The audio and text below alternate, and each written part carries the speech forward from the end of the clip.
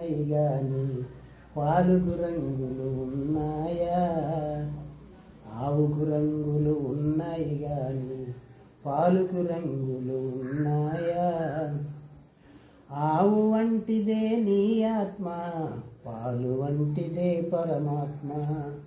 ఆవు వంటిదే నీ ఆత్మ, పాలు వంటిదే పరమాత్మ.